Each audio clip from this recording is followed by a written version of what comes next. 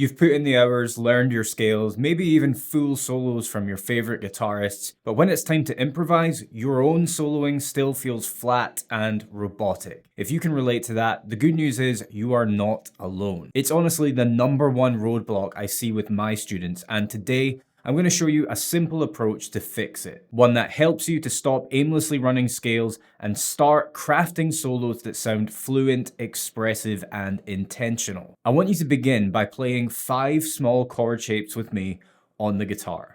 Shape number 1, shape number 2, shape number 3, shape number 4, and shape number 5.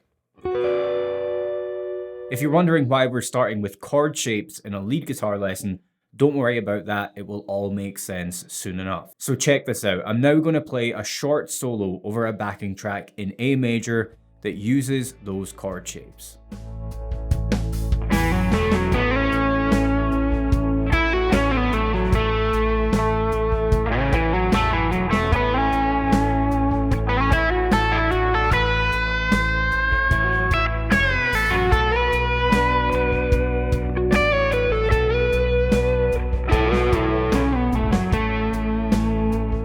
Now, just so you know, I'm keeping things simple for this YouTube video, but there is a free 45-minute melodic soloing masterclass linked beneath this video if you want to learn more when we're done here.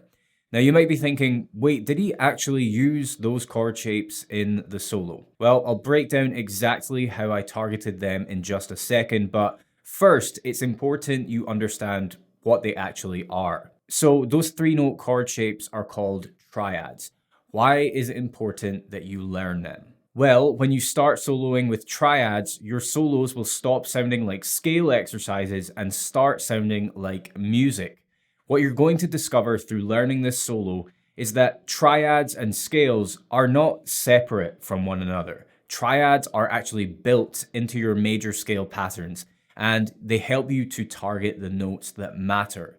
So instead of seeing a sea of major scale notes across the entire fretboard and feeling overwhelmed by not knowing which ones to play, you'll see triad shapes as these little islands that you can hop between, and you can think of the surrounding notes in the scale as the boat that carries you between those islands. So I'll break down this short solo into 3 parts. The first part is all over the A major chord. Let's listen back to it in isolation.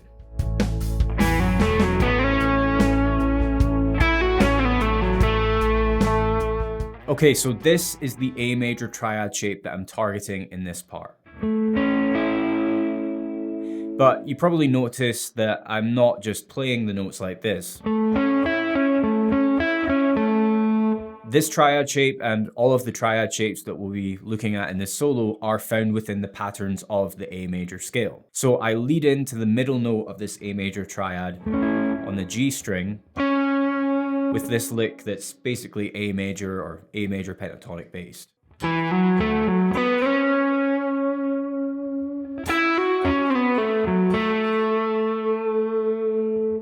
And even though I don't play each note of the triad shape in order, I am actually hitting every single note in that triad during this part of the solo. The note at fret 7 on the D string is A. Now I don't play it there, I just play it at fret 2 on the G string instead.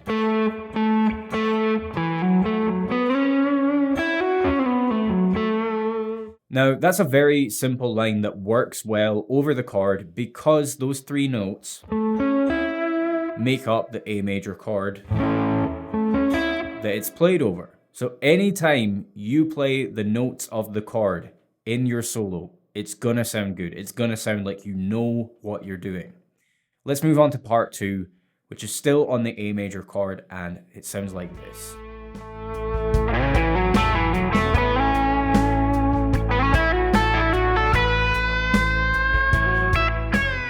This part connects 2 A major triad shapes, and it uses the notes of the A major scale to do so. Here are the shapes.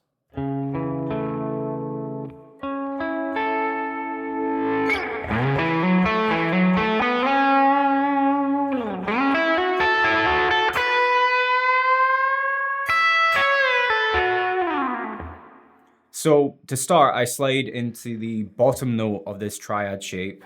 Then I play a hammer-on from 7 to 9 on the A string, followed by 7 on the D string. Then I'm going to repeat that from the hammer-on.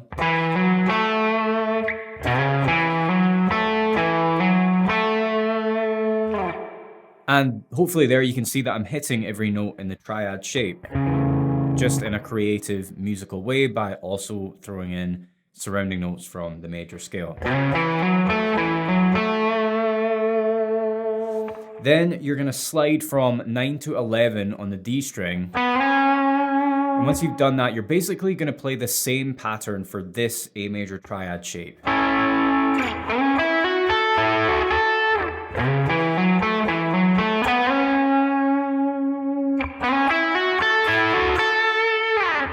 So just like we did for this shape, we're going to apply the same sort of melodic pattern to this triad shape. So that's sliding into the bottom note, hammer on, top note, hammer on, top note again.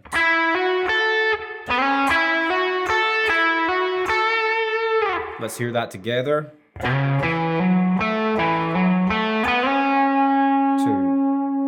3. Now to finish this part, you're going to play this.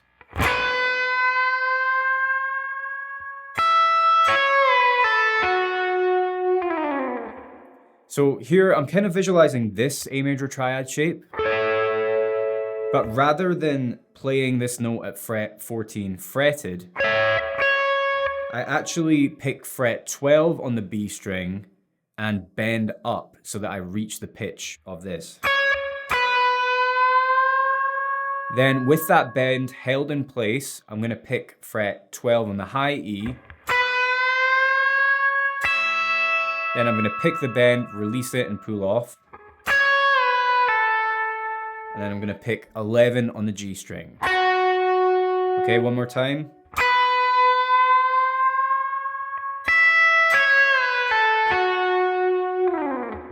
I want to just play through part 2 one more time in full before we move on to the third and final part. 2,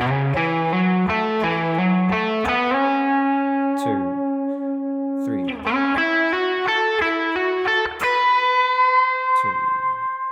3. For part 3, the chord changes to B minor for 2 bars and then returns to the A major chord. Let's listen back to that in isolation.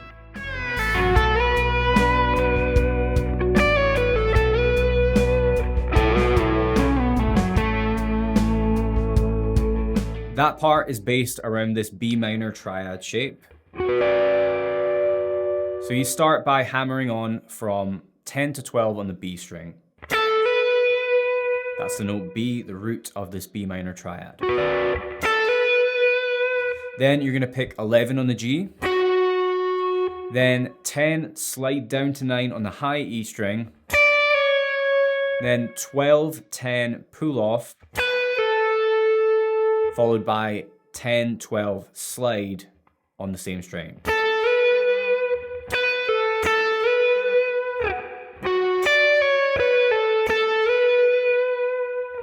See how I'm basing my fretting hand around that B minor triad shape, but also using the surrounding notes from the A major scale to create a melody? Now you might be wondering, wait, why play an A major scale over a B minor chord? Shouldn't it be a B minor scale? Great question. That is exactly the kind of thing I unpack in the free Melodic Soloing Masterclass linked below. It clears up stuff like this and a whole lot more. Now, the last lick in the third and final part of this solo starts on the B minor chord and then moves back to the A major.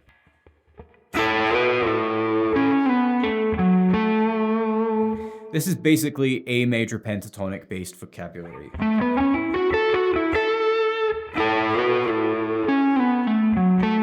So we've got double stops on the G and B strings, fret 9 on the G, 10 on the B. So you want to pick those two notes together, slide up 2 frets, then down 2 frets. Then to finish, you've got this. So that's 11, 9, 7 on the D. You're going to start by picking 11, sliding down to 9, and pulling off to 7. Then 9 on the A, and 7 on the D string.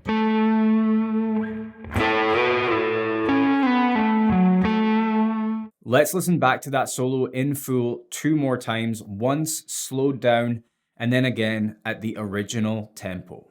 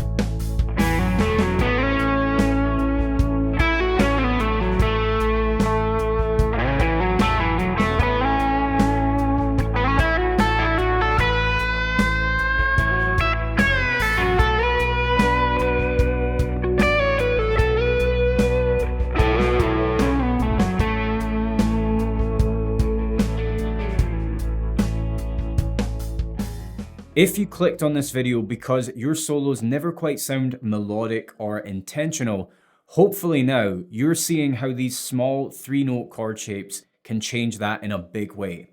And if you want to go deeper, there is a free melodic soloing masterclass linked beneath the video. It's perfect for any guitarist who's beyond the complete beginner stage, but still feels stuck in a soloing rut, whether it's been months, years, or even decades. And if you want to see the biggest game-changing exercises that I ever learned on the guitar, check out this video right here.